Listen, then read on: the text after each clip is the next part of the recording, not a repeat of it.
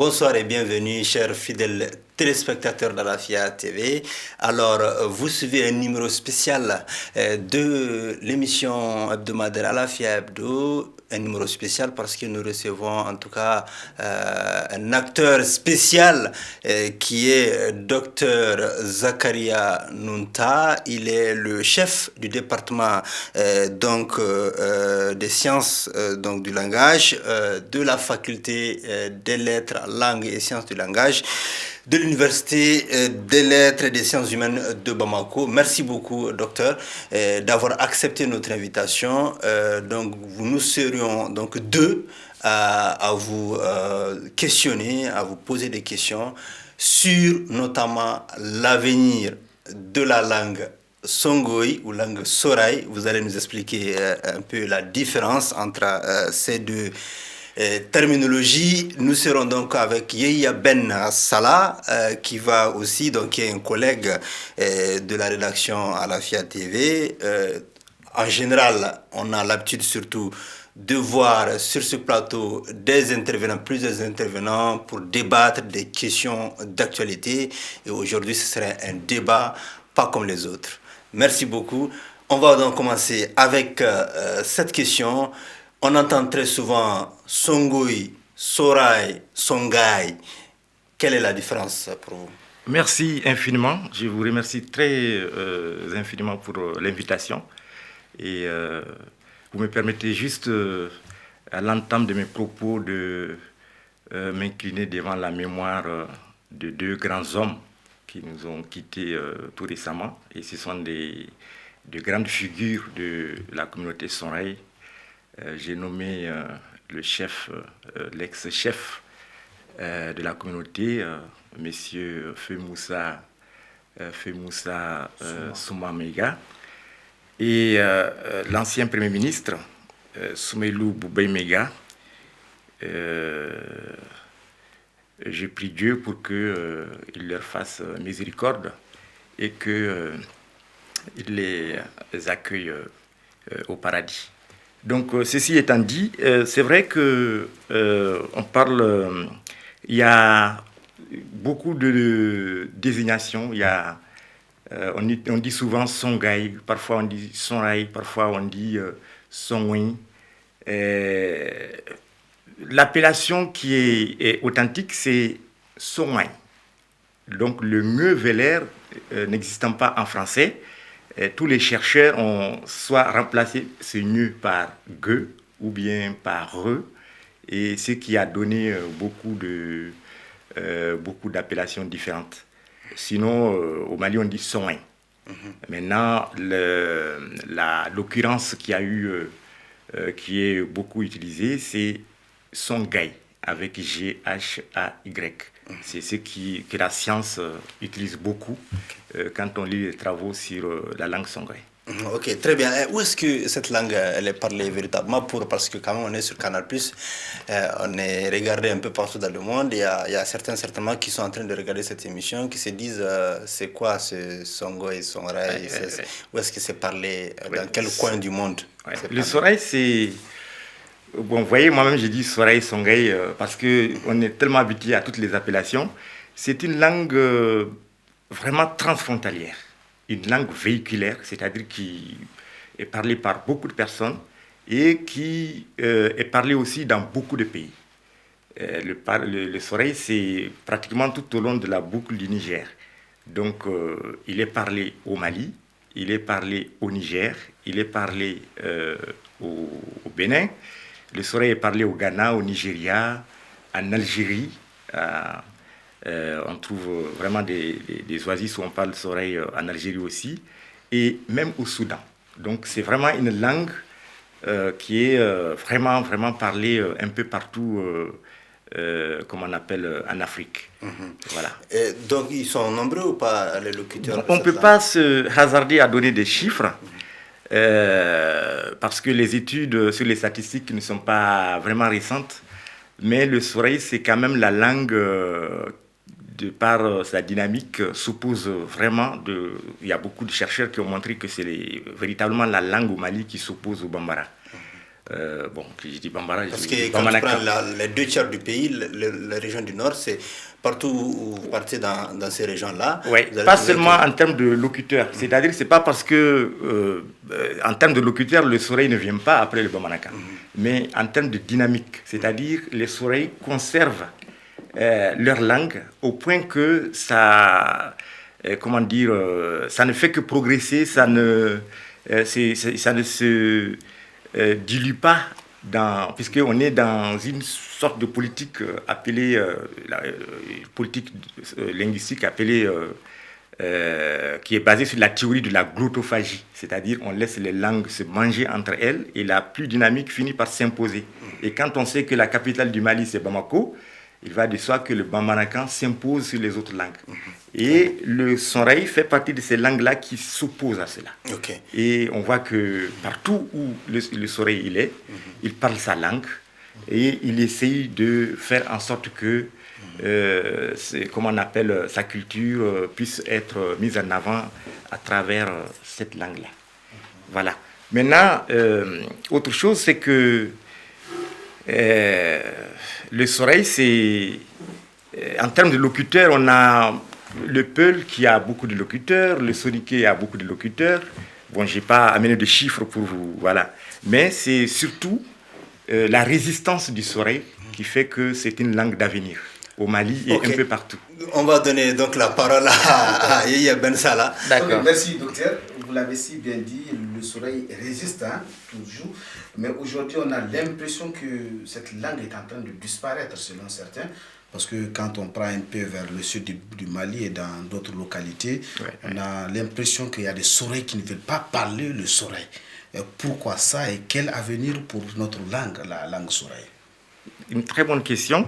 À ce sujet, puisque sur le dynamisme même, je vous dis que pour mieux comprendre cela, il faudrait aussi faire une référence à la culture Soreï, qui est une culture, comme on appelle, qui s'imprègne beaucoup de l'islam. Donc pour le Soreï, la langue aussi traduit cela, c'est-à-dire que les Soreïs sont attachés à l'islam au point que pour eux, laisser la langue serait une façon de travestir cette attitude. Maintenant, on est aujourd'hui dans un monde où, et surtout au Mali, quand on prend la situation linguistique du Mali, la langue officielle, c'est le français. Et le français, étant langue officielle, c'est la langue qui permet la promotion sociale, c'est la langue de l'élite. Donc les enfants, généralement les parents, ils parlent français à leurs enfants. Et ce qui fait que de temps en temps, on abandonne pas seulement le Soreï, mais même le Bamanankan et autres, toutes ces langues-là.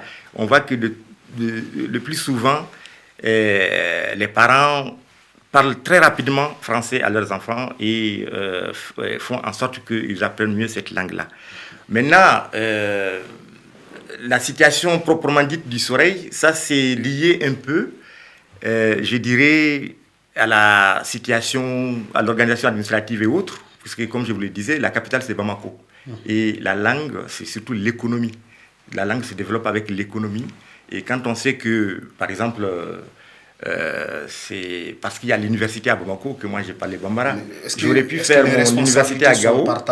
Pour vous, les responsabilités sont partagées ou bien la faute revient à qui? À l'État ou comment dirais-je, au Soreï et même. Voilà, je crois que ce n'est pas une question de responsabilité. À partir du moment où, comme on appelle, le Bamanankan, à Bamako par exemple, sert de langue véhiculaire. C'est-à-dire, tous les Maliens viennent dans la capitale et c'est le lien entre les Maliens, c'est à travers le Bamanankan que les gens communiquent. Quand vous venez à l'université, vous venez par exemple travailler ou vous êtes nommé à Bamako, vous êtes obligé de quand même communiquer avec le Dogon, avec le Peul, et ainsi de suite. Et c'est le Bamanankan qui sert maintenant comment on appelle, de trait d'union. Maintenant, cela ne veut pas dire qu'on abandonne le Soreï. Et c'est d'ailleurs ce que je vous dis. Le Soreï, malgré cette forte, vous m'excusez du terme, oppression du Bamanankan, essaye de résister autant que faire se peut. parce que le Soreï, c'est une langue qui est parlée dans les familles. Vous voyez, comme on appelle, dans les familles Soreï, il y a même des parents qui interdisent à leurs enfants de parler Bamanankan au sein de la cellule familiale. Mais la langue, comme c'est une langue véhiculaire, dès lors que l'enfant sort, comme on appelle, il trouve dans son environnement. Quel avenir pour ça? Voilà. L'avenir, il y a beaucoup de... On peut voir ça sous plusieurs angles. Parce que déjà, on est en train de faire en sorte que les langues maliennes soient fixées à travers, par exemple, l'enseignement bilingue, à travers l'alphabétisation et autres. Donc, dès lors qu'on arrive à écrire correctement la langue, on arrive à lire dans cette langue-là, il va de soi que la langue, comment on appelle, se propage et se développe de manière... D'accord, justement par rapport à l'enseignement bilingue, je voudrais ajouter quelque chose. On a l'impression aujourd'hui que c'est pas que le Soraï, même le Bamanankan a des difficultés par rapport à l'alphabétisation, à son utilisation scripturale. Parce que tout simplement aujourd'hui, les gens vont à l'école, on envoie les enfants à l'école classique. Ouais. Donc il n'y a pas une école non classique qui est là où on dit, bon, l'État dit, on force les enfants à je sais pas, aller dans cette école qui n'est pas l'école classique française. Et donc, ce qui fait que son avenir souvent se limite à la cellule familiale. Et donc, du coup, ce qui fait que généralement, le parent que je suis, je dis, bon, mon enfant, pour qu'il travaille dans l'administration malienne, il faut que cet enfant arrive à écrire en français, arrive à parler en français, et que même ce que je lui ai appris, même en tant qu'éleveur, en tant que membre d'une famille d'éleveurs, et tout ce que mon enfant a appris, une fois en première année, à partir de l'âge de 6 ans, 5 ans, l'école me dit, ah, ton enfant n'a rien appris. Ton enfant ne connaît rien, il faut qu'il commence maintenant à apprendre. A, B, C, D, et c'est comme ça, jusqu'à ce qu'il fait biologie, mathématiques, on l'apprend de nouvelles choses, alors que l'enfant est venu avec quand même un bagage qu'il a. Donc du coup, pour vous, quels peuvent être les véritables avantages de l'enseignement bilingue, et au-delà des avantages, nous parler également des obstacles, mais d'abord les avantages. D'accord. Là, parler d'enseignement bilingue, bon, c'est vrai qu'il y a aussi l'enseignement de l'arabe et du français qu'on peut aussi assimiler à ce type d'enseignement. Mais l'enseignement bilingue, langue nationale, c'est-à-dire L1, L2, c'est-à-dire langue première et langue seconde, langue Soraï et français, moi je vous dirais que vraiment là, cet enseignement revêt beaucoup d'avantages. Et je vous donne juste 3 avantages clés, c'est-à-dire 3 éléments qui vont vous permettre vraiment d'avoir une idée sur à quoi ça sert. Il y a... j'ai parlé de fixation. Vous voyez, moi je suis docteur, j'ai fait beaucoup d'études sur les langues, mais quand on me donne un texte à lire en Soraï, j'ai des difficultés parce que je ne suis pas habitué à lire les textes en Soraï. Par exemple, vous me donnez un texte en français, je le lis très vite. Voilà. Je connais bien l'alphabet Soraï et tout ça là, mais quand je dis par exemple avec ou bien une personne, il se trouve que je l'ai lu au moins des milliers, voire des millions de fois. Et quand je dis Feji, Hanchin, là c'est ma première fois ou deux. Vous voyez que je ne l'ai pas lu beaucoup de fois, donc c'est pas automatique. Voilà. Donc l'un des avantages de l'enseignement bilingue, c'est de permettre à ce que nos langues nationales de façon générale, y compris le Soraï, soient des langues qui sortent du champ de l'oralité pour entrer dans le champ de l'écriture, que ce soit des langues écrites. Et c'est à partir de là qu'on peut même lire un journal en Soraï, chercher à mettre des affiches un peu partout où tout le monde sait lire et comprendre. Et ça va de soi même avec la décentralisation, le développement à travers les collectivités territoriales. C'est-à-dire penser la décentralisation à travers, par exemple, sous le prisme de la langue majoritaire, c'est un leurre. Parce qu'on ne peut pas, par exemple, faire des affiches à Gao, en Bamanankan, même si on se focalise sur ça. Mais il y a des zones stratégiques, il y a des zones linguistiques au Mali. Ce qui fait qu'on sait qu'il y a... Non, c'est juste pour le développement. C'est-à-dire, voilà, par exemple, quelqu'un qui veut régler qui veut faire un papier, il peut l'écrire dans sa propre langue, qu'il comprend très bien, et ça facilite les choses. Il a déjà appris beaucoup de choses là-dedans depuis des années. On ne va pas, comme on appelle, trop tirer sur ça. Okay, donc là, c'est un avantage. Ensuite, il y a la promotion même des langues. Pour la promotion des langues, l'enseignement bilingue, comme on appelle... D'ailleurs, c'est la raison pour laquelle, dès le départ, ça a été utilisé, c'est de faire en sorte que nos langues soient connues, que l'on puisse vraiment avoir des outils permettant de les fixer à jamais. Mais ce qui est le plus important, et ça, vous n'allez pas me croire, mais c'est d'ailleurs ce qui fait tout l'engagement qu'il y a derrière cet enseignement-là, c'est que quand on commence les apprentissages à partir de la langue première, l'enfant apprend plus vite, il apprend mieux le français que lorsqu'il commence directement par apprendre le français. Et ça, vous n'allez pas me croire. Parce que, en matière de sciences, il y a beaucoup de théories sur l'enseignement bilingue. Et les théories ont montré que lorsque, et surtout l'une des théories développées par un grand chercheur qu'on appelle Cummins, qu'on appelle la théorie de l'alternance développementale, qui dit que quand on apprend une deuxième langue, il faudrait attendre que l'enfant puisse atteindre un certain seuil dans sa propre langue avant de l'exposer à la deuxième. Et à partir de ce moment-là, l'enfant va apprendre efficacement et sa propre langue et la deuxième langue.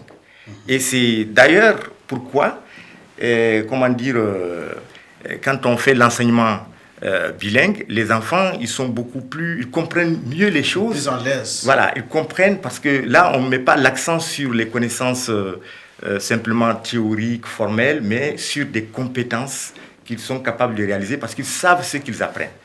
Donc là, c'est un élément clé et un élément très important à souligner. Et c'est, quand je vous prends par exemple l'exemple au Burkina, par exemple, les enfants qui sont dans les écoles bilingues passent leur examen, ce qu'on appelait au Mali CEP, en 6e année. Au Burkina, pour les enfants des écoles bilingues, c'est en 5e année qu'ils passent cet examen-là, en même temps que leurs congénères de 6e année des écoles où l'on enseigne exclusivement le français. Et les taux de réussite sont généralement supérieurs dans les classes bilingues. Docteur Zakaria Nunta, qu'est-ce qui n'a pas marché au Mali? Parce que comment on a testé cela. Il y a eu la pédagogie convergente, comme vous le savez. Il y a les approches par compétences aujourd'hui qu'on essaie de développer toujours. Qu'est-ce qui n'a pas marché? Il y a eu beaucoup de problèmes, il y a eu beaucoup de lacunes. D'abord, la sensibilisation n'a pas fonctionné. Parce que vous-même, vous avez montré que ça crée du scepticisme que de se dire qu'on va enseigner la langue première, c'est-à-dire la langue nationale de mon enfant, la langue maternelle de mon enfant, qu'il sait déjà parler tout ça là, alors que pour sa propre promotion, c'est le français qui fait que il arrive à devenir un cadre au sein de la société.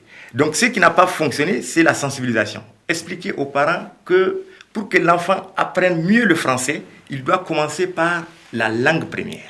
À partir de ce moment-là, il acquiert des compétences lui permettant d'arriver à mieux, s'approprier le français. Et ça, les gens ne le savent pas en réalité. Les gens pensent que c'est une perte de temps, au lieu de donner tout ce temps-là. Pas seulement vite, mais pour un début, on voulait juste faire la promotion sans pour autant aller vraiment vers la sensibilisation. Donc ça, c'est juste un point. Ensuite, il y a la formation. La formation des enseignants. Des obstacles en réalité. Justement, la formation des enseignants, ça n'a pas suivi. Parce que pour qu'un enfant soit, pour qu'une éducation puisse réussir, il faudrait que les enfants soient encadrés par des enseignants qualifiés. Et vous voyez que, tout ce qui se fait en matière d'enseignement bilingue, ça relève de la formation continue des enseignants.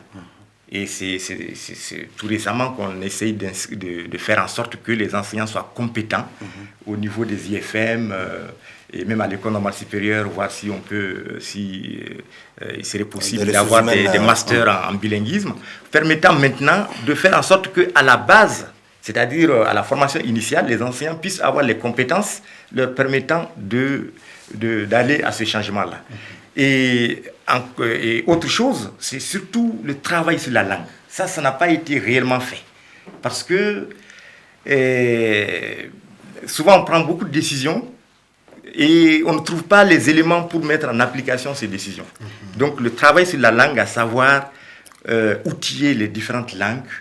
Et d'ailleurs, vous savez, dans la politique linguistique au Mali, les langues ont le même statut. Donc, on ne peut pas, quand il y a par exemple des manuels dans une langue, ces manuels ne pourraient pas être utilisés tant que ce n'est pas adapté aux autres langues et autres. Donc, tout ça constitue des blocages. Or, les langues n'ont pas les mêmes degrés d'instrumentation et autres. Donc, ça aussi, c'est un problème. Mais le gros problème, c'est surtout l'engagement politique. C'est-à-dire, l'enseignement bilingue est allé en dents de scie. Il y a souvent des ministres qui sont vraiment favorables à ce type d'enseignement et qui mettent les moyens pour que ça réussisse.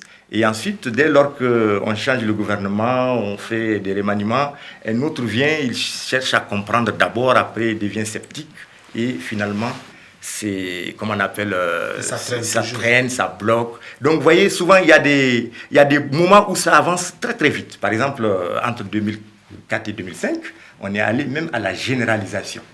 Est-ce que vous voyez?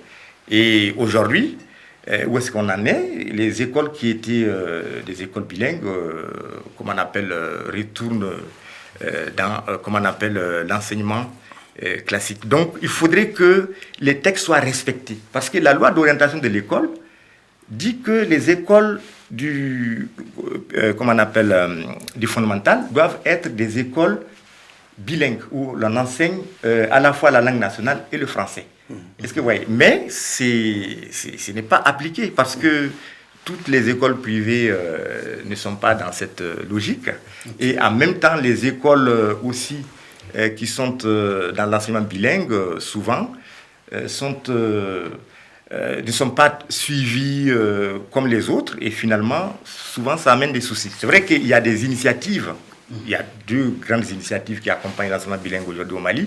C'est Élan, École et langue nationale, et surtout SIRA. SIRA qui, comme son nom l'indique, la route pour amener les enfants à être efficaces en écriture et en lecture. Mais ce sont des initiatives qui accompagnent l'enseignement bilingue. Par exemple, quand on prend le cas de SIRA, qui est très répandu, par exemple, au sud, dans la zone Bambaraphone, c'est une initiative qui est venue suite à un constat. C'est que, comme on l'a dit, l'enseignement bilingue, ça permet d'aller vite et d'apprendre très rapidement à la fois la langue première et le français. Mais le but visé même, c'est apprendre le français efficacement. Mais après les premières évaluations, on s'est rendu compte que comme on appelle, même pour le curriculum, c'est-à-dire les enfants de 3e, 4e année ne savent ni lire ni écrire. Et c'est ce qui a donné naissance à ce projet-là, qui a mis l'accent sur amener les enfants à lire et à écrire dès le premier niveau. Le premier niveau, c'est-à-dire la première année et la deuxième année. Le projet est même terminé maintenant, parce que c'est un projet qui a commencé en 2016 sur près de 4000 écoles au Mali. Et c'est un projet pilote qui a... Est-ce qu'il y a eu une évaluation du projet? Beaucoup d'évaluations. Et ça a marché? Beaucoup. D'ailleurs, dès lors qu'on parle d'enseignement bilingue aujourd'hui, surtout au Sud, on ne parle que de SIRA. Okay. Parce que il y en a même qui... Mais là, le problème qui s'est posé, c'est quoi? C'est qu'on a substitué, ce qui n'est pas normal, le curriculum, le SIRA est venu remplacer en quelque sorte le curriculum. Or, SIRA, c'est un appui. C'est quelque chose qui devait... C'est vraiment une initiative qui devait s'intégrer dans les écoles bilingues. Et c'est pourquoi vous allez voir que dans beaucoup d'écoles, surtout à Bamako, vous allez voir que l'enseignement bilingue, c'est en première année et en deuxième année. Après la troisième année, il n'y a plus comment on appelle, SIRA puisque SIRA ne couvre que le premier niveau. Donc, première année et deuxième année. Donc, SIRA n'existant pas, donc absolument, il n'y a absolument rien. Ok, docteur, revenons à la langue Songhai, à la langue Soraï. Un constat, il est là aujourd'hui, c'est la différence entre la langue Soraï parlée à Gao et celle qui est parlée à Tombouctou. C'est quoi la différence? Vous voyez, le Soraï, il y a beaucoup de branches en quelque sorte. Par exemple, quand on fait la classification interne du Soraï, on voit que Il y a ce qu'on appelle le soreil méridional, qui a d'ailleurs 6 composantes, et le soreil septentrional, celui qui, le Desac et autres relèvent de ce soreil-là septentrional. Mais le soreil que nous côtoyons, c'est surtout ce soreil méridional, qui aussi est subdivisé en 6 branches. Il y a par exemple le soreil occidental, dit occidental, c'est le soreil de Tombouctou, le soreil oriental qui est celui de Gao, et le soreil du centre qui est celui de Hombori. Donc au Mali déjà, on a Hombori, on a Tombouctou, on a Gao. Et il y a des chercheurs même qui mettent soreil au pluriel. Pour eux, ce n'est pas une langue, ce sont des langues. Des langues. Voilà, ce n'est pas une langue. Parce que dès lors que l'intercompréhension n'est pas permise, on ne peut pas dire qu'on est dans une seule langue. Donc c'est comme le dogon. Voilà, donc. Mais c'est d'ailleurs un problème que rencontre l'enseignement bilingue. Parce que le soreil qui a été standardisé, c'est-à-dire les textes sont faits dans le soreil de Gao. Voilà. Mais à Tombouctou, par exemple, on ne comprend pas les élèves. Il faudrait que le maître soit compétent pour pouvoir même traduire les textes de lecture et autres là dans le soreil de Tombouctou pour que les gens arrivent à comprendre. Donc ça donne une surcharge de travail à l'enseignant. Mais le soreil de Tombouctou est compris à Gao, par exemple. Oui. Bon, on se comprend, il y a de l'intercompréhension. Est-ce que vous voyez, mais pas de façon... Là où l'intercompréhension est pratiquement nulle, c'est entre le soreil septentrional et le soreil, comment on appelle, méridional. Oui. Là, pratiquement, voilà. Oui, c'est vrai que nous, on parle par exemple, on ne peut pas le comprendre. Voilà. Maintenant, dans le soreil méridional, j'ai oublié de vous dire qu'il y a aussi le zarma, il y a le dendi, voilà. Et il y a aussi ce qu'on appelle... il y a un autre type de soreil qui est parlé vers l'Algérie, qui relève aussi, non pas, c'est ce qu'on appelle, j'ai oublié le terme exact, mais c'est... Au-delà de ça, qu'est-ce qu'il y a pour la langue, en tout cas, vous parlez de septentrional, il n'y a que le Dawsak ou il y a d'autres... Non, là aussi, il y a 2 familles. 2 familles. Voilà, justement. Mais généralement, c'est l'Algérie et... le nord du Mali, c'est-à-dire le soreil parlé à Ménaka, dans la zone de Ménaka, le soreil parlé en Algérie, et le soreil, il y a des enclaves au Soudan. Donc c'est ce type de soreil-là qu'on appelle le soreil septentrional.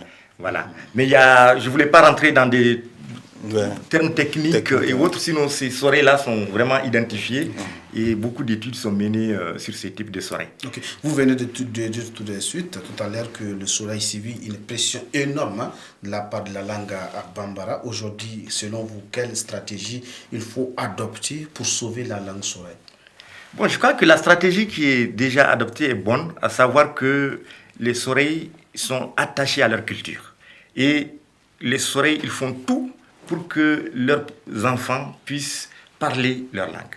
Et ça, c'est une bonne méthode. C'est une très bonne méthode parce que la langue, il faudrait c'est-à-dire qu'il faudrait parler la langue pour qu'elle puisse rester pérenne. On ne peut pas dire seulement qu'on est soreil, mais on ne peut pas soreil. Donc ça. Oui, parce que les langues dominantes, on voit qu'elles quand même, elles ont de plus en plus une certaine influence incontrôlée ou incontrôlable. Vous prenez à Gao des gens qui utilisent pour Kwadda, l'agari. Oui, tu vois, à Gaoville, on en trouve dans des familles, et le français la même chose, langues, ouais. Et le contact vers, comment on appelle, le contact vers, en tout cas des Songwe qui sont au Ghana, par exemple, qui viennent avec des termes anglais, tout ça. Oui. Voilà, donc qu'est-ce que vous pouvez nous dire? Oui. Mais moi, je ne m'inquiète pas beaucoup pour le soreil parce que, c'est-à-dire, de la même manière que le Bambara est en train d'avaler les langues au Mali, c'est de cette même manière que le soreil avale les langues au Niger. Et au Bénin aussi, dans tout le nord, le soreil est dominant. Et ça, il faut le savoir. Le soreil, quand on dit soreil, on parle d'abord de Niger, de Bénin, avant de parler de Mali. Et quand on parle de Mali, on dit seulement Nord-Mali. Est-ce que vous voyez? Donc, en termes de dynamique, le soreil a quand même des endroits, et c'est pourquoi on va toujours, comment on appelle ça, va jamais disparaître comme ça, en quelque sorte. Voilà. Mais à partir du moment où il y a des contacts entre les langues, il va de soi que... Mais qu'est-ce qu'il faut faire pour améliorer ce qui existe déjà? Très bien, ça c'est surtout le travail, c'est ça l'instrumentation de la langue. il faudrait qu'il y ait des dictionnaires, il faudrait qu'il y ait des livres, que lexique, les textes puissent rester définitivement.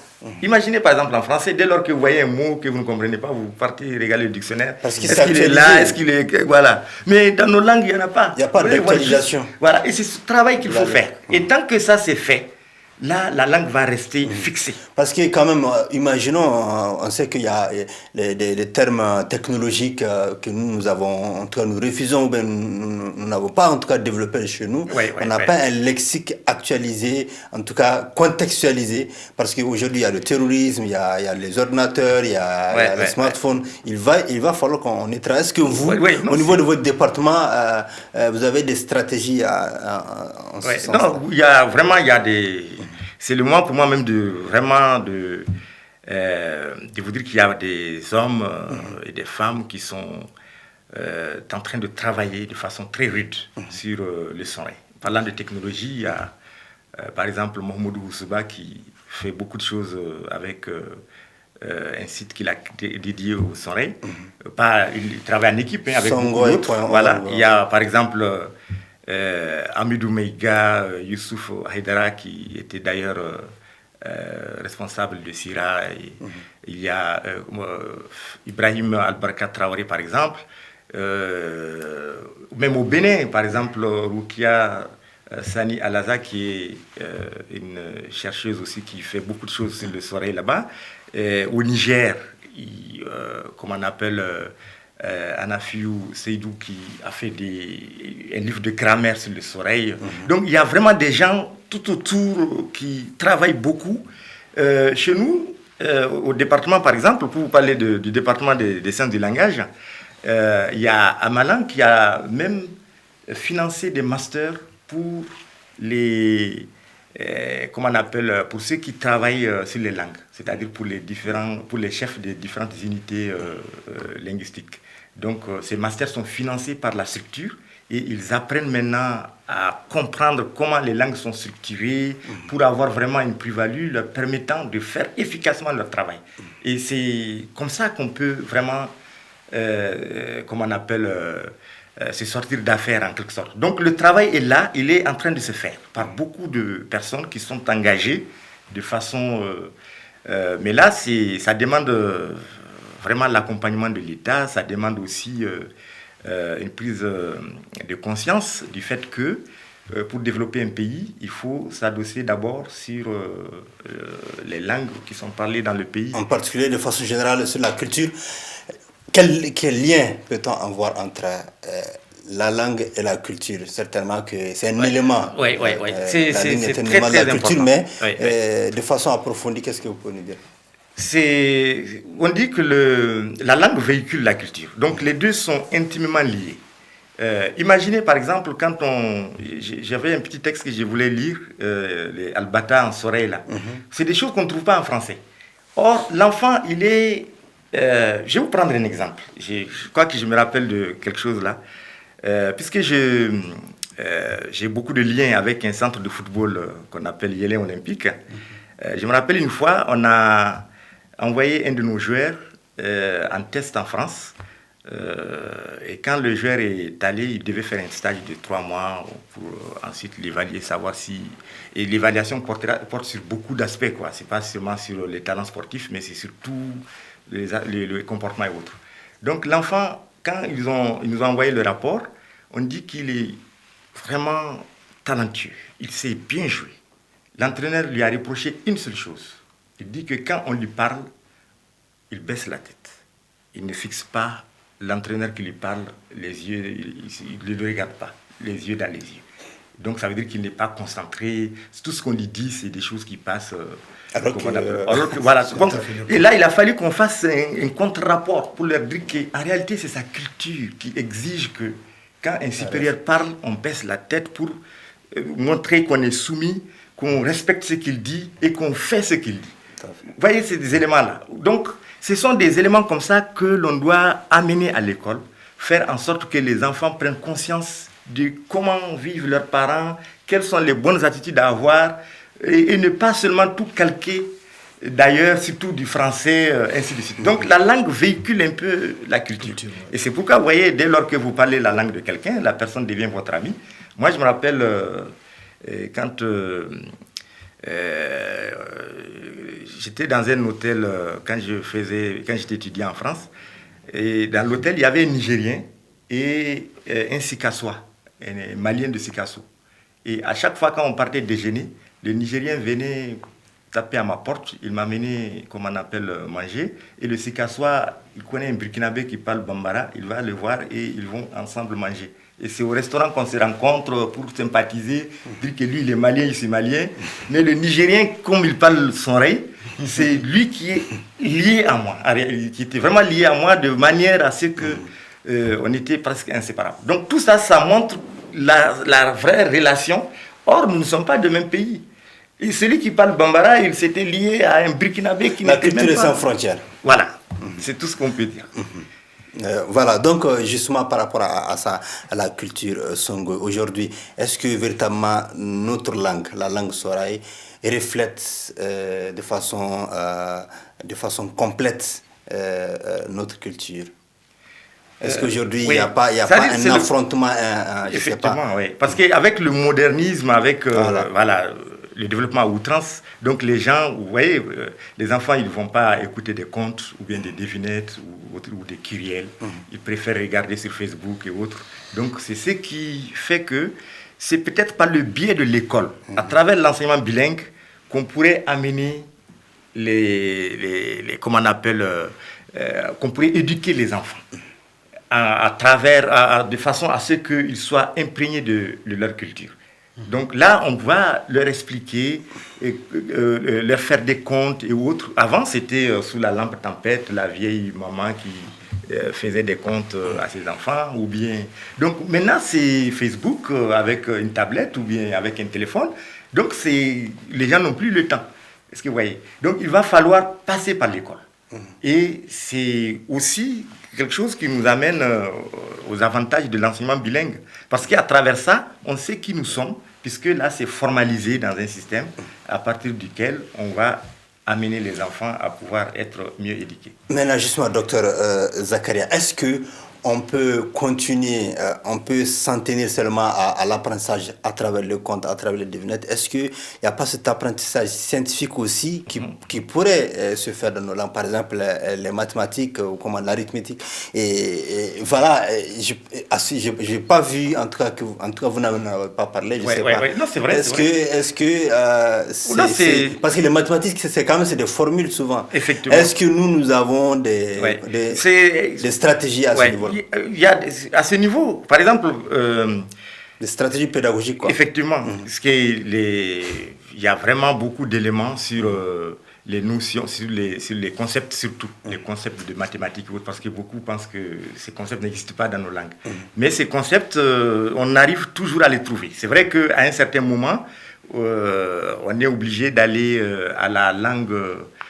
qui s'adapte beaucoup plus à ça, c'est-à-dire au français, pour pouvoir dire certains concepts. Dire l'algèbre, la géométrie. La géométrie, ainsi de suite. Donc ça peut causer des blocages. Mais pour un début, par exemple, quand on apprend les mathématiques, et c'est d'ailleurs à travers les sciences que l'enfant arrive très facilement à apprendre le français par sa langue. Par exemple, il y a un auteur qui s'appelle Bange, qui a écrit un livre sur... oui, je crois que c'est un article sur la bifocalisation des enfants de l'Afrique. C'est-à-dire, il dit que les enfants africains, ils se focalisent sur deux aspects quand on leur donne, comment on appelle, un exercice en mathématiques. Quand je dis à un enfant, par exemple, c'est-à-dire 5 plus 5 est égal à combien? Est-ce que vous voyez? Quand je dis en français, je le dis en français, je vous dis en français 5 plus 5 égale. Vous pouvez me dire 8 ou bien 10. 10 c'est juste, 8 c'est faux. Mais si vous me dites 8 par exemple, est-ce que vous avez compris en tant qu'enfant de la deuxième année ou de la première année ce que veut dire 5, ce que veut dire plus, ce qui veut dire égal? Donc l'enfant se concentre d'abord sur le sens même de ce qui lui est dit. Est-ce que vous voyez des mots utilisés avant de calculer. Donc ça c'est une première première focalisation. Et la deuxième focalisation, c'est le résultat qui est lié à son intelligence, ainsi de suite. Maintenant, quand on amène les enfants, on les scolarise à partir de leur première langue, ils apprennent l'autre langue, la première focalisation est complètement annulée parce que à partir de ce moment, ils se concentrent plus sur le sens. Ils savent déjà ce que ça veut dire.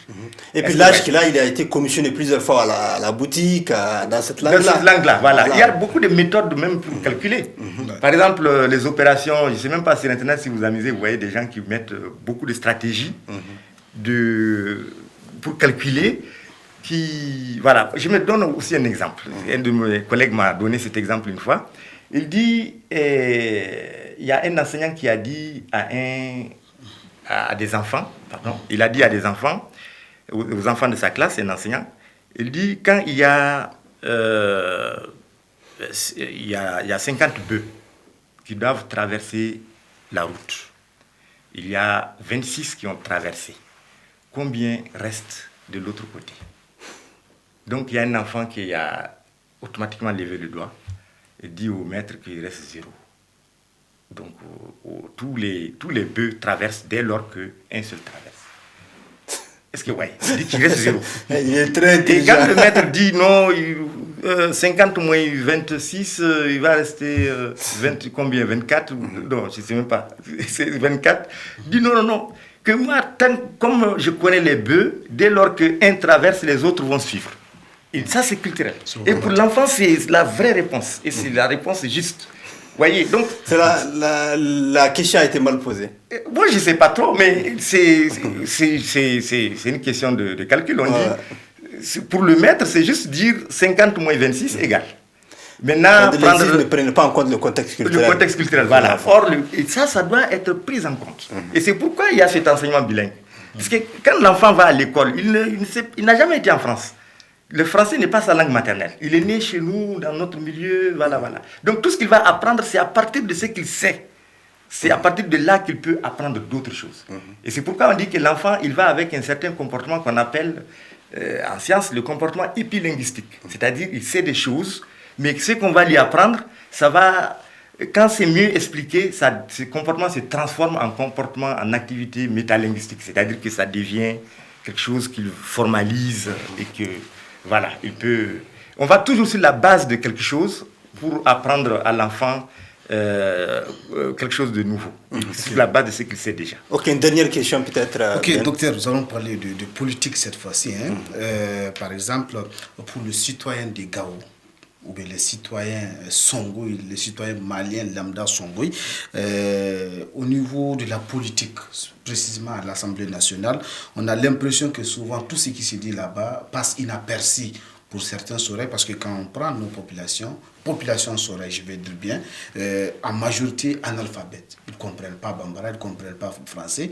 Qu'est-ce que vous avez comme solution au niveau de votre département pour que désormais, au niveau de l'Assemblée nationale, ce qui se décide, ce qu'on décide au nom du peuple, puisse être vraiment, ne puisse pas passer inaperçu au niveau de ces populations-là? D'accord, bonne question. Bon, le rôle du député, ça on peut voir ça sous plusieurs angles. Par exemple, en Europe, par exemple, le député, il est dans sa circonscription. C'est-à-dire, à chaque fois, il a son bureau chez lui. Tous les jours, on peut le voir. Moi, je me rappelais, quand je faisais ma thèse, c'était à Paris-Nanterre. Et juste à côté, il n'y avait pas, on avait une salle de prière, il n'y avait pas de mosquée. Donc il y avait juste une salle de prière, voilà. Et un jour, quand on a prié le vendredi, l'imam a demandé à ce que l'on puisse voir comment on pourrait faire la tabaski, parce que la fête s'approchant. Et là, il avait demandé à ce qu'on puisse désigner des volontaires. Moi, étant étudiant et curieux que j'étais, j'ai voulu savoir comment ça se faisait et je m'étais porté volontaire. Donc, pour aller voir le député qui allait nous chercher et, comme on appelle, être un garant pour nous auprès du maire afin de pouvoir trouver une salle de prière. Et là, j'ai vu le député, il recevait pratiquement tous les jours. Est-ce que vous voyez?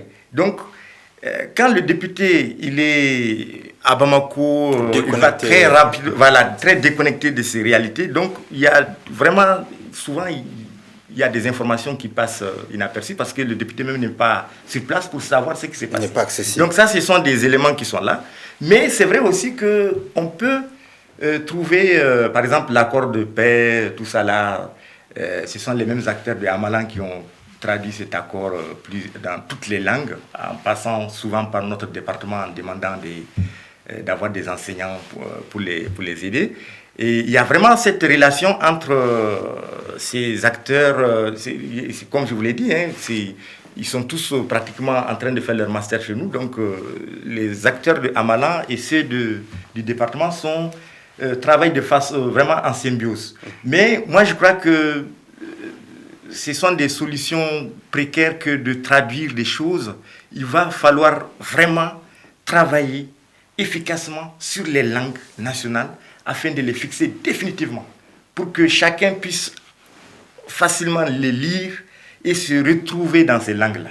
Pour que vous et nous, vous allez voir peut-être, je ne sais pas, le journal en soirée quand on le présente, je ne sais pas si le journaliste l'écrit en français ou en soirée, mais il est là devant vous. C'est lui le présentateur. Voilà. Est-ce que vous écrivez le journal en soirée? Non, souvent on traduit directement. Voilà. Pourquoi? Parce que seulement si vous l'écrivez en soirée, vous aurez de la peine à lire. Voilà. Donc il faut qu'on arrive à dépasser ce cap et à lire vite, rapidement, comme on lit le français. Sans complexe. Sans complexe. Merci beaucoup. Donc je rappelle que vous êtes docteur Zakaria Nunta. Vous êtes le chef donc, du département sciences du langage de la faculté des lettres, langues et sciences du langage de l'université donc des lettres et sciences humaines de Bamako. Merci beaucoup d'avoir accepté notre invitation. Voilà, je vous remercie infiniment. Voilà, donc nous étions avec Yaya Ben Salah qui nous a donc accompagnés et pour donc poser des questions sur l'avenir de la langue Soraï. Merci beaucoup d'avoir suivi cette émission, ce numéro spécial de l'émission Alafia Hebdo. À très bientôt sur le canal 235 de Canal+.